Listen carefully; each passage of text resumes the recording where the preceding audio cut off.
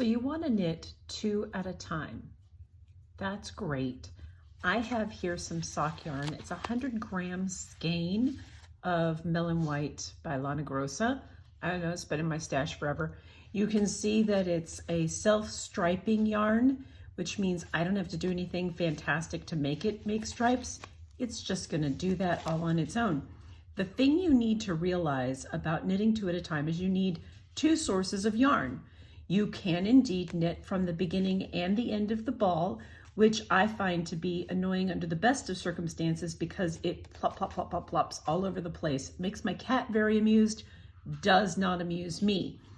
The other thing you need to know about a self-patterning yarn like this is that if you use the beginning and the end of the ball, your socks are going to be reverse of each other. So if your sock on the left foot goes pink, purple, red, yellow, the one on your right foot is going to go yellow, red, purple, pink, because you're knitting from both ends of the ball. So the trick is to have a handy dandy little yarn scale. This one came from Amazon and I don't know, it weighs very small amounts. And you want to make sure that you've set it to grams, only because grams are a little more accurate than ounces. Usually there's a button, there's instructions on how to do it on my scale, but usually there's a button that toggles it between ounces and grams. And in this case, it's a jeweler's scale, so it does all kinds of things like carat weight that I don't know what that means.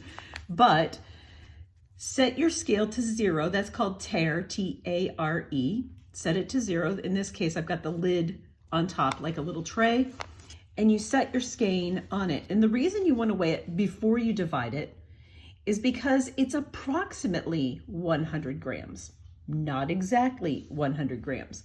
You notice mine is 97.9 grams with the label. And without the label, it is 96.2 grams. I want to take my 96.2 and divide it in half. Every ball of yarn has 2 ends, and it doesn't matter if it's a skein or a ball, it has 2 ends. If it's a skein, you need to wind it into one 100 gram skein first and then divide it. This one comes already wound into a ball, which can be center or outside pull. I prefer to wind these from the center just because then it doesn't flip-flop all over the place. I weighed this and it's 96.2. So therefore I need each of my balls to be approximately 48 grams. So to start, I'm just going to wind one, and I will then take the second half, and I'll rewind it as well because this is going to be a real hollowed out ball of yarn when I'm finished doing that. And I don't like working with it that way, so I'd rather make 2 smaller solid balls. I often get asked, how do you wind a center pull ball by hand, meaning without a ball winder? And you can use a device called a Nostopin, which is essentially a wooden thumb that you hold in your hands, but I just prefer to use my thumb. I always have 2 of them with me. So I'm going to hold the tail in the palm of my hand because I want to keep that, and loosely I'm going to wind this in a ring around the base of my thumb. Well, around the base of my thumbnail, how about that? And when I have a decent little chunk of yarn here, and sometimes I go over and sometimes I go under, but when I have a decent enough little chunk of yarn, I just loosen it slightly and begin to turn it. I'm turning it with my 4 fingers as I wind at an angle over the top and down around. Make sure that you don't catch the tail of your yarn into your ball. So I've got it kind of tucked here underneath my thumb and finger, and I will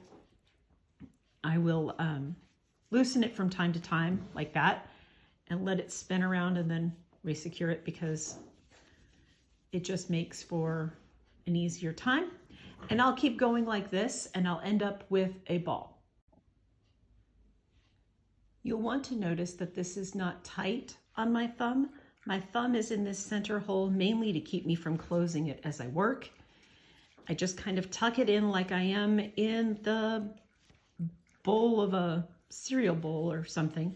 Just stick your thumb in that hole, leave it there, continue to rotate and wind at an angle like this. Sorry, I keep pausing because I'm pulling yarn out of the other ball.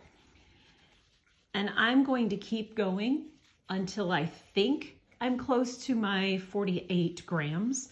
And then I'll take this off of my thumb and set it on the scale and see how I'm doing.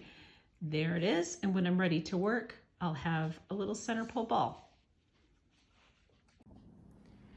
So here you can see my original ball of yarn at 48.5 grams and my hand wound ball of yarn here. So this is at 48.5. If I want to get this one close, I put this one on and it says it's at 48. Half a gram, not too bad. I'll just wind a couple of more times around. 48.1.